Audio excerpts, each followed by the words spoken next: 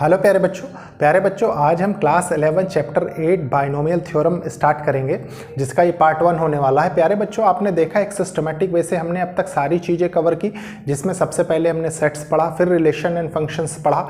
उसके बाद आपने देखा हमने कितने अच्छे तरीके से ट्रिग्नोमेट्रिक फंक्शंस फिनिश किया, फिर हमने प्रिंसिपल ऑफ मैथमेटिकल इंडक्शन पढ़ा, फिर quadratic equations and complex number and quadratic equations पढ़ा, उसके बाद लीनियर इनइक्वालिटीज पढ़ा और लास्ट चैप्टर हमने परमुटेशंस एंड कॉम्बिनेशंस फिनिश किया।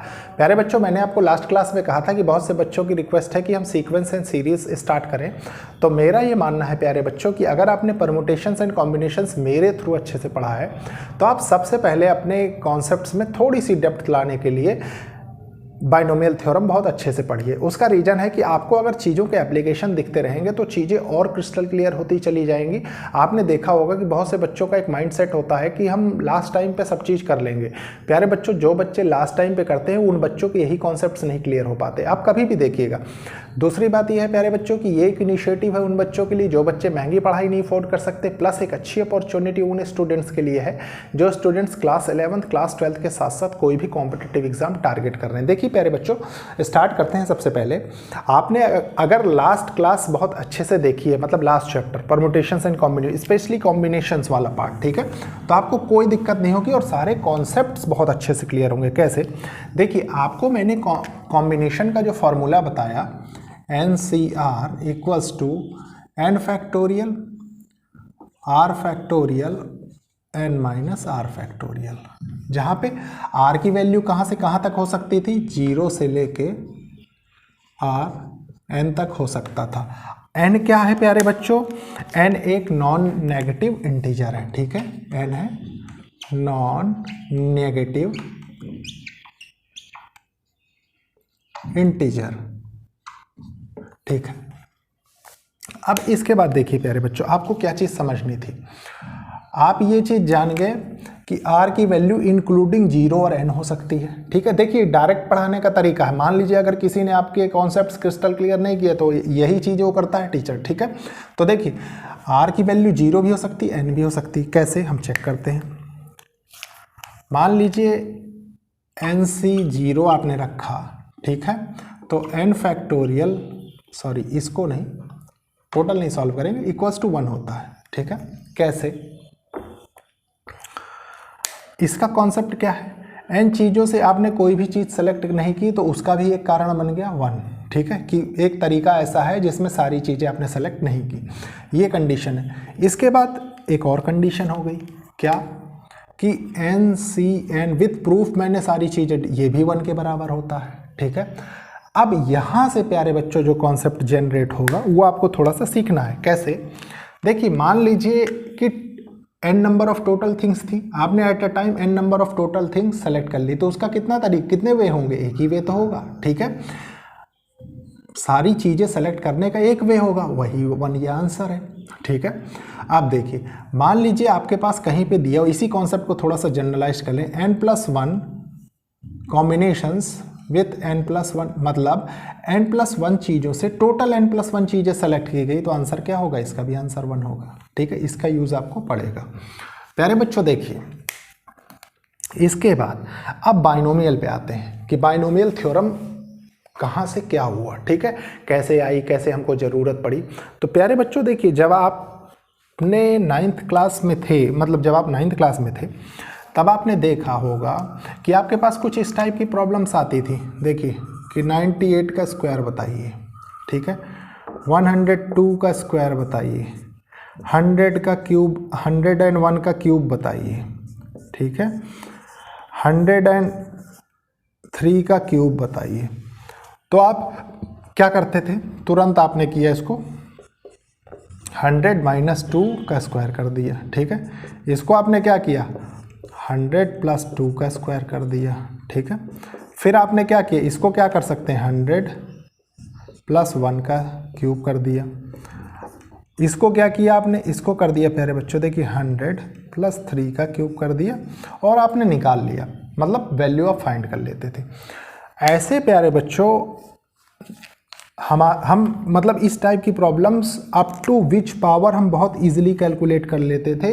इन विच ईयर, मतलब कहाँ तक? देखिए प्यारे बच्चों, ये आपने देखा, मैंने आपको पावर 3 तक बताया, ठीक है। ये हमारा प्रोसेस चलता रहा 1660 तक, मतलब 1660 AD तक हमने ये सारी चीज़ें पढ़ी। और प्यारे बच्चों हम कहाँ तक पहुँचे, इसके आगे हम बहुत सॉल्व करते गए, पावर 7 तक हमने बहुत इजीली सारी चीज़ें पढ़ी, ठीक है। लेकिन अब साइंटिस्ट के सामने एक चैलेंज और हो गया ना कि अगर पावर 7 तक ही हम पढ़ पाए तो क्या पढ़ पाए, कुछ नहीं पढ़ पाए, ठीक है। तो उन्होंने एक ऐसा प्रोसेस बनाने की कोशिश की, या एक ऐसी एक्सप्रेशन डेवलप करने की कोशिश की कि हम अप टू n थिंग्स चीज़ों को पढ़े। भाई नंबर को तो हमने n तक डिफाइन कर रखा है कि नहीं। आपने देखा 1 2 3, मान लीजिए नेचुरल नंबर की बात कर दूं मैं, ठीक है, 3 4 अप टू n, ठीक है। अब पता लगा कि पावर किसी की n हो गई तो उसको कैसे डिफाइन करेंगे, है कि नहीं। तो उसके लिए हमें ज़रूरत पड़ी बाइनोमियल थ्योरम पढ़ने की। अब प्यारे बच्चों इसको कैसे समझेंगे, देखिए छोटा सा एक एग्जांपल लीजिए। मान लीजिए आपने देखा होगा कि मोनोमियल में मतलब सिंगल टर्म आपके पास रही, a की पावर 0 आपने देखा, इसका आंसर 1 मार्क कर दिया, ठीक है। अब बाइनोमियल का मतलब क्या है कि देखिए आपके पास a प्लस b की फॉर्म आ गई, ठीक है, इसकी पावर 0 है तो ये क्या है, ये भी तो 1 ही है कि नहीं। अब इसके आगे क्या है, मान लीजिए a प्लस बी की पावर 1 हो जाए, a प्लस बी की पावर 2 हो जाए, अप टू n हो जाए, ठीक है। तो हमें ज़रूरत पड़ने लग गई बाइनोमियल थ्योरम की, और इसीलिए सारी चीज़ें प्यारे बच्चों एक सिस्टमेटिक वे में आपको पढ़ने की ज़रूरत पड़ी। अब सबसे पहले मैं इसको रब करता हूँ, फिर आपके साथ कुछ और चीज़ें डिस्कस करता हूँ। देखिए प्यारे बच्चों अब हम सबसे पहले जो पढ़ेंगे बाइनोमियल थ्योरम, आप हेडिंग डालिए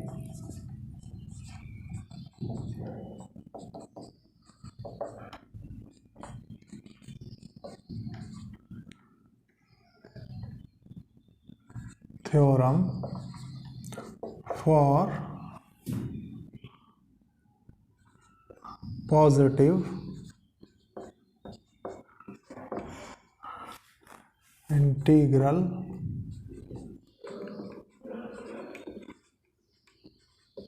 indices,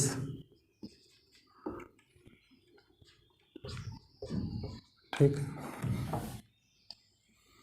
इसका मतलब क्या है,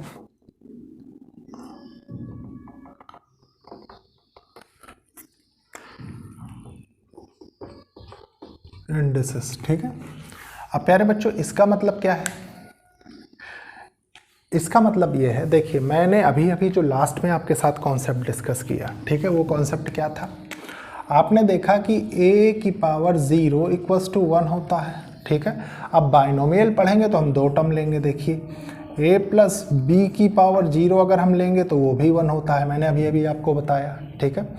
इसको हम थोड़ा सा और अच्छे से लिखते हैं, ठीक है, इस टर्म को, कि इसमें एक कंडीशन और है कि a और b नॉट इक्वल्स टू 0 होने चाहिए। मतलब इनमें से अगर एक भी टर्म 0 हो गई तो आप गौर करिए कि मोनोमियल या प्रॉब्लम ही नहीं रह जाएगी, एक तरीके से आप समझे तो बाइनोमियल की, ठीक है। फिर क्या है, देखिए इसको मैं सिस्टमेटिक वे में लिखूंगा थोड़ा सा आपको समझाने के लिए, लेकिन उसके भी पहले अब मान लीजिए आपने ये देखा कि a प्लस बी की पावर 1 है, तो आपके पास क्या निकल के आता है, a प्लस बी निकल के आता है, ठीक है।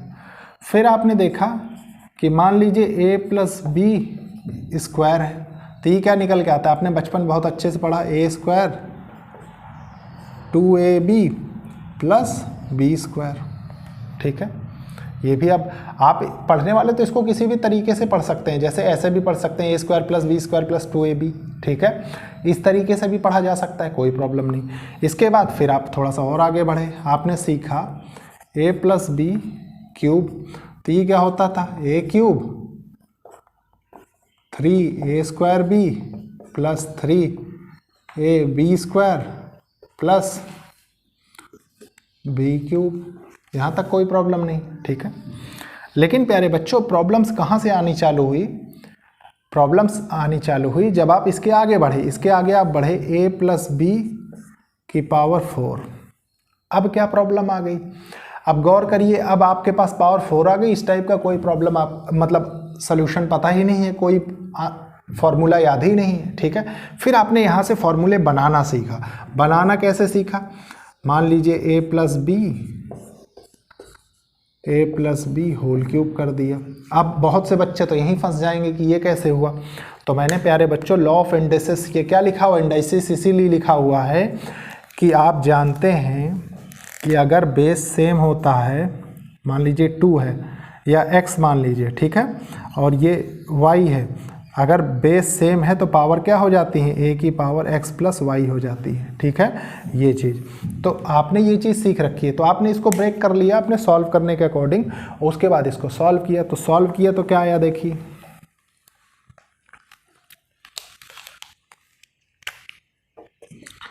देखिए इसको a प्लस बी ही रखते हैं अभी, ठीक है। सबसे पहले इसको मैं लिख देता हूँ a cube plus 3a square b plus 3ab square plus b cube.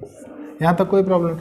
अब एक एक टर्म से मल्टीप्लाई करेंगे, देखिए क्या होगा, a की पावर 4 ये क्या होगा plus 3a cube b plus 3a square b square plus b cube a। अब b से कर लेते हैं, तो ये क्या होगा b a क्यूब, उसके बाद इससे करेंगे तो क्या होगा, देखिए 3a स्क्वायर बी स्क्वायर, फिर इससे करते हैं प्लस 3ab क्यूब, फिर इससे कर लेते हैं तो ये क्या होगा b की पावर 4। अब प्यारे बच्चे इसको थोड़ा सा सॉल्व करना ज़रूरी है। देखिए इसको सॉल्व करेंगे तो हम किस पे, सबसे पहले वेरिएबल्स चेक करते हैं। देखिए कहाँ पे ये वेरिएबल मिल रहा है, a क्यूब b, देखिए ये है, ठीक है, और इसका वेरिएबल कहाँ है, a स्क्वायर बी स्क्वायर का, देखिए ये रहा, ठीक है। इसको मैं जिगजैग बना देता हूँ ताकि आपको समझने में आसानी हो, ठीक है। और बाकी इसका ये रहा, देखिए इसको कैसे, इसको ऐसे ऐसे बना देते हैं कैटेगराइज करने के लिए। अब इनको सबको क्या करना है, थोड़ा सा हम सिस्टमेटिक वे में अरेंज कर देते हैं, ठीक है। देखिए a की पावर 4 प्लस, इसको देखिए ये रहा, ठीक है, तो ये क्या हो गया 4a क्यूब b प्लस ये कहाँ है, ये रहा, तो ये क्या हो जाएगा 6a स्क्वायर बी स्क्वायर, ठीक है।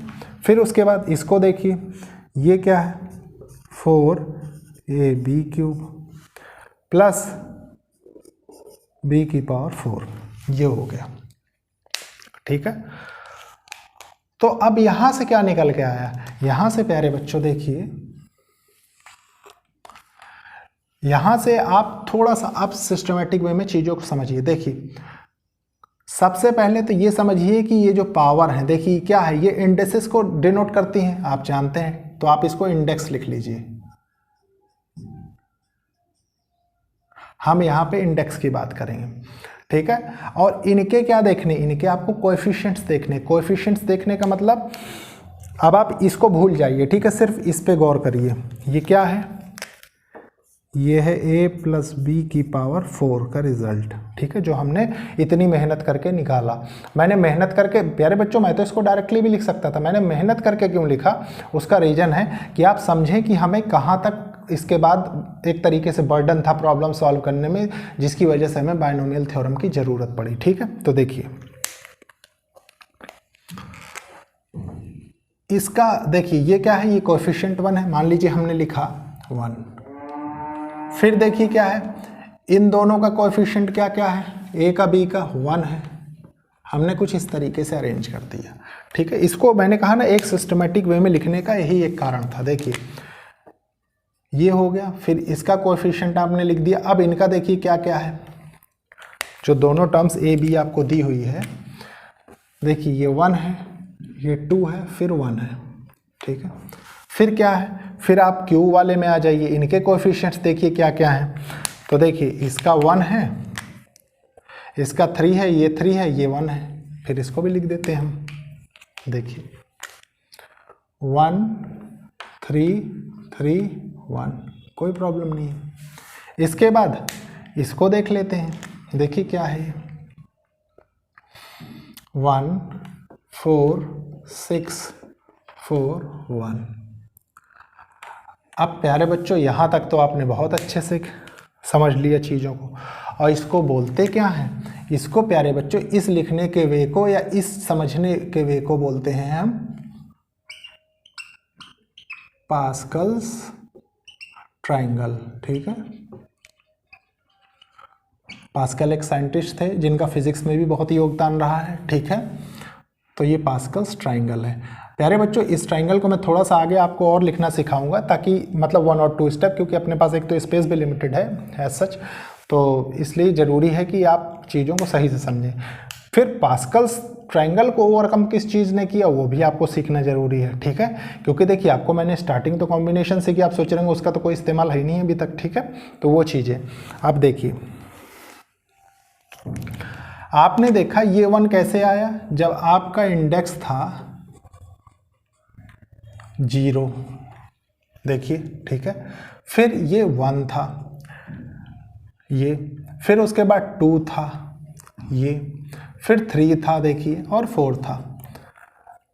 इसको अलग मार्कर से मैं लिख देता हूँ ताकि आपको समझने में आसानी हो। ठीक है, देखिए ये 0 के लिए था, ये 1 के लिए था, ये 2 के लिए, ये 3 के लिए और ये 4 के लिए, कोई प्रॉब्लम नहीं। अब प्यारे बच्चों यहाँ तक तो आपने बड़ी मुश्किल से करके निकाला। ठीक है, अब मान लीजिए कोई आपसे ये कह दे कि अब आप 5 का बताइए, तब आप क्या करेंगे?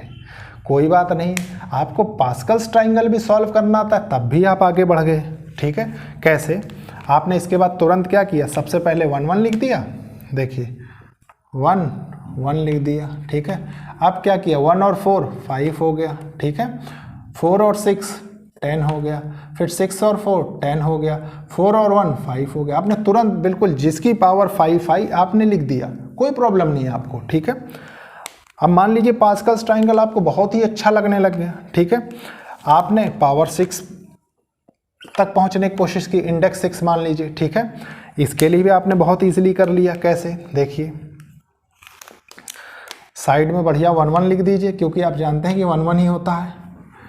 5 1 6 कर दिया आपने, 5 10 15 कर दिया आपने, 10 10 20 कर दिया आपने, 10 5 15 कर दिया आपने, फिर 5 1 6 कर दिया आपने। ठीक है, देखिए आपने जिसकी पावर 6 हो उसके लिए भी आपने कोएफिशिएंट्स की वैल्यू निकाल ली। ठीक है, कोएफिशिएंट्स की वैल्यू ही तो थी ये सारी। ठीक है, अब प्यारे बच्चों चैलेंज कहाँ आया, ये सब जो आपने सॉल्व कर लिया। अब एक चीज़ बताइए, मान लीजिए ऐसी इंडेक्स की वैल्यू बढ़ती चली गई और n तक आ गई। ठीक है, तो क्या आप n के लिए पास्कल्स ट्रायंगल बनाएंगे क्या? या मान लीजिए इसी को छोड़िए, n तक ना पहुंचिए, पहले मान लीजिए आप पावर 15 तक ही पहुंचे। ठीक है, तो 15 के लिए आपको कम से कम 15 रो ड्रॉ करनी पड़ेगी। ठीक है, और कितना टाइम आपका कंज्यूम करेगा आप सोच के देखिए। पहले इसको करिए, फिर आप इस तरीके से लिखिए, उसके बाद सॉल्व करिए, है कि नहीं? तो देखिए प्यारे बच्चों, यही सब चीज़ों को ओवरकम करने के लिए हमें बाइनोमियल थ्योरम की ज़रूरत पड़ती है। ठीक है, आप देखिए पास्कल ट्रायंगल भी आप सॉल्व करना सीख गए होंगे आई थिंक। देखिए मान लीजिए ये 2 के लिए मैंने बता दिया आपको, मान लीजिए ये 0 इंडेक्स के लिए 1 था, 1 इंडेक्स के लिए देखिए 1 और 1 हो गया, फिर 2 इंडेक्स के लिए क्या था 1 1 आपने लिखा साइड में, 1 + 1 2 हो गया, फिर नेक्स्ट आपने 1 1 लिख दिया, देखिए 1 और 2 3 हो गया, 2 और 1 3 हो गया, फिर 4 के लिए आ जाइए। तो ये एक तरीका है सिस्टमेटिकली पास्कल्स ट्रायंगल को पढ़ने के लिए। अब इसके बाद आपको किस चीज़ की ज़रूरत पड़ी? अब इसके बाद आपको पड़ी बाइनोमियल थ्योरम की ज़रूरत, वही मैंने अभी अभी आपको कहा। ठीक है, तो सबसे पहले इसको रब करते हैं प्यारे बच्चों कि पास्कल्स ट्रायंगल्स तो आपने सीख लिया। ठीक है, पास्कल ट्रायंगल में भी एक चीज़ आपको और समझनी है थोड़ी सी। मैं सोचता था कि थोड़ा सा स्पेस ज़्यादा होता तो मुझे बताने में आसानी होती। देखिए मान लीजिए आपने कॉम्बिनेशंस देखा, या चलिए इसको रब करके फिर मैं एक फ्रेश तरीके से बना के वहाँ से समझाता हूँ आपको। ठीक है, देखिए प्यारे बच्चों, आपने देखा कि पास्कल्स ट्रायंगल हमने किस तरीके से कोएफिशिएंट के थ्रू पाया। ठीक है, मतलब आपको पता है प्यारे बच्चों, अभी अभी जो मैंने चीज़ डिस्कस की कि ये क्या है a + b की पावर 0, तो ये क्या है 0 है। ठीक है, इसका कोएफिशिएंट क्या निकल के आ रहा था 1। उसके बाद आपने ये देखा कि a + b की पावर 1 हो। ठीक है, ये पावर क्या है, ये 1 है, तो आपके पास कोएफिशिएंट क्या निकल के आ रहा था a b का 1 1। फिर आपने देखा a + b का होल स्क्वायर आप करते थे तो आपके पास कोएफिशिएंट क्या क्या निकल के आते थे, ए स्क्वायर का 1 होता था, 2ab का 2 हो जाता था और बी स्क्वायर का 1 होता था। ठीक है, फिर आपने देखा a plus b whole cube का क्या होता था, a क्यूब, ठीक है, plus 3ab 3a square b plus 3ab square plus ये क्या है बी क्यूब का कोएफिशिएंट है। सारी चीज़ें आप समझ सकते हैं। ठीक है, उसके बाद देखिए a प्लस बी की पावर 4। ऐसे करते करते प्यारे बच्चों हम बढ़ते चले जाएं अगर, और a प्लस बी की पावर n का फाइंड करना चाहें तो कैसे आएगा, क्योंकि यही तो है बाइनोमियल थ्योरम जिसके थ्रू हम आगे चीज़ें पढ़ते हैं। अब देखिए आपको ये भी चीज़ समझने की ज़रूरत है, ये कोएफिशिएंट क्या है 0। अगर मतलब ये 1 कैसे आया, आप गौर करिए, अगर coefficient of this binomial expression आ जाए तो 0 से 0 होगा, 0 में से 0 चीज़ें आपने एट ए टाइम सेलेक्ट की तो 1 आया। ठीक है, इसके लिए क्या हो जाएगा, देखिए इंडेक्स 1 था इसका, ठीक है, आपने देखा तो ये क्या होगा 1c1 1c0 और ये क्या है 1c1। आप जानते हैं दोनों की वैल्यू क्या होगी 1 ही आएगी। सिमिलरली इक्वल टू आप लिख सकते हैं यहाँ। ठीक है प्यारे बच्चों, सिर्फ स्पेस थोड़ा सा लिमिटेड है इसलिए अपने पास, इसको क्या लिखेंगे आप, इसको लिखेंगे 2c0 इक्वल्स टू क्या है 1 है। फिर आया आपके पास देखिए 2c1 और ये आया 2c2। अगेन ये किसके लिए है, थोड़ा सा लिखने में प्रॉब्लम हो रही है, देखिए 2c1 लिख लीजिए इक्वल्स टू 2 और ये हो गया 2c2 इक्वल्स टू 1।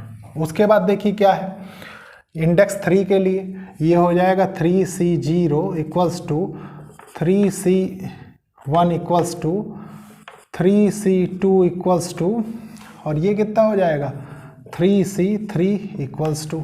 ठीक है, सेम एज इट इज़। और ये किसका है, ये कॉम्बिनेशन का है, आप कोई भी वैल्यू चेक कर सकते हैं एट ए टाइम, कोई प्रॉब्लम नहीं। इसके बाद देखिए 4 के लिए क्या है 4c0 equals to 1, 4c1 equals to 4, 4c2 equals to 6, 4c3 equals to 4 और 4c4 इक्वल्स टू 1। यहाँ तक आप जान गए।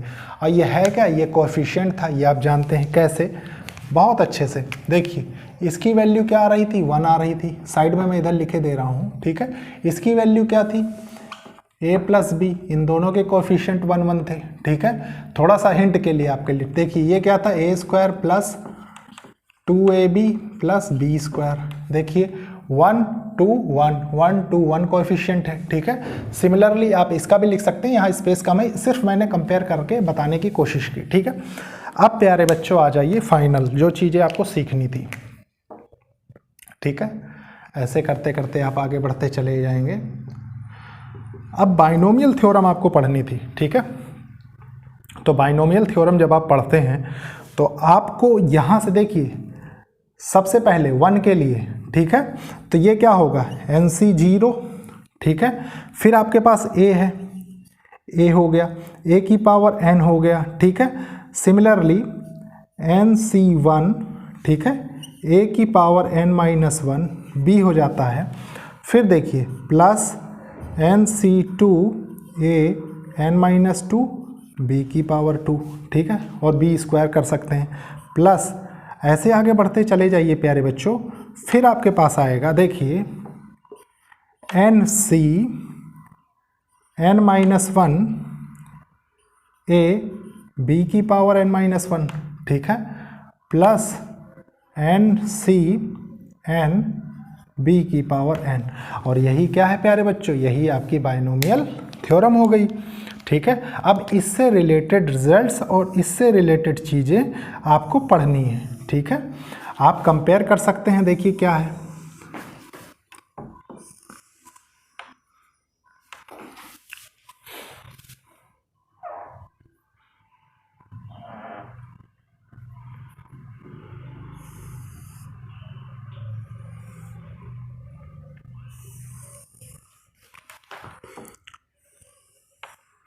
मैं आपको अब चीज़ें बता देता हूँ। a और b यहाँ पे क्या है, a and b, a and b आपको कंडीशंस दी रहेंगी, जैसे मतलब ये क्या है, आप गौर करिए ए और बी यहाँ पे क्या है, देखिए ए और बी जो बाइनोमियल थ्योरम में जो दो टर्म्स होती हैं वो है, ठीक है। ये न्यूमेरिकल टर्म भी हो सकती है, न्यूमेरिकल और अलजेब्रिक टर्म्स, ठीक है। और ये क्या है, कॉम्बिनेशन, कॉम्बिनेशन आप लिखें NC0 NC1 NC2 up to NCn is coefficient of binomial theorem.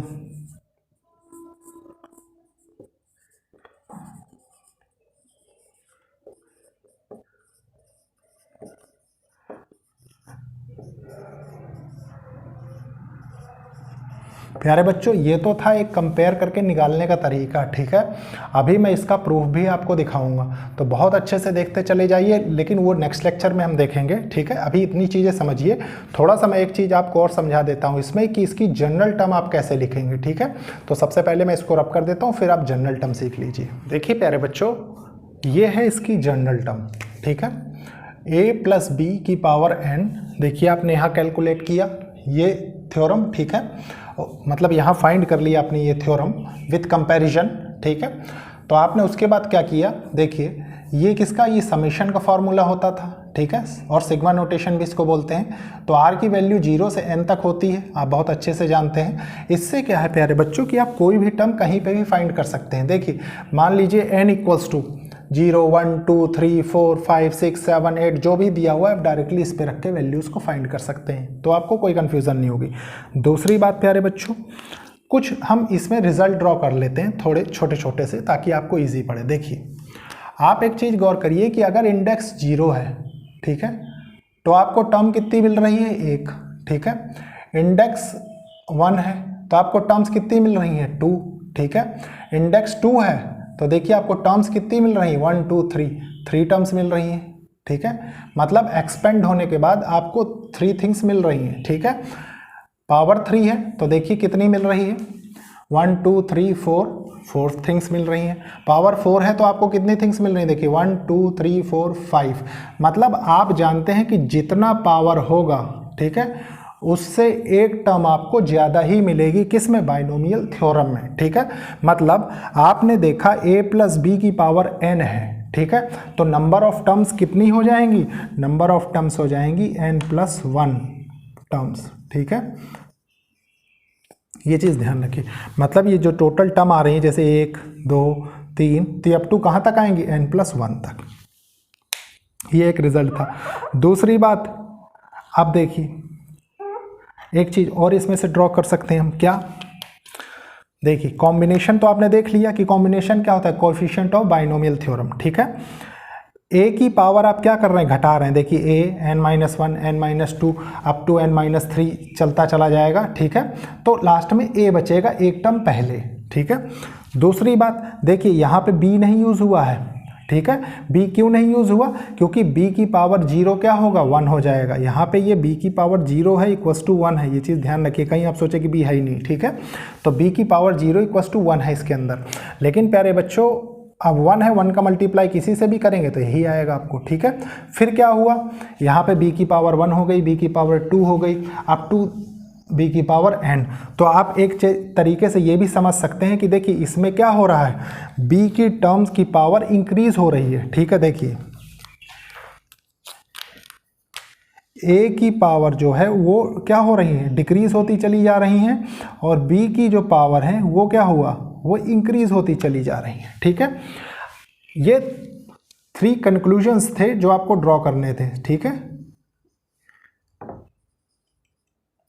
Conclusion प्यारे बच्चों, इसके बाद क्या है, इसके बाद अब हम नेक्स्ट लेक्चर में देखेंगे कि मान लीजिए यहाँ बीच में माइनस आ जाए, ठीक है, या और भी डिफरेंट कंडीशंस हैं, प्लस इसका प्रूफ भी मैं आपको दिखाऊंगा, ठीक है।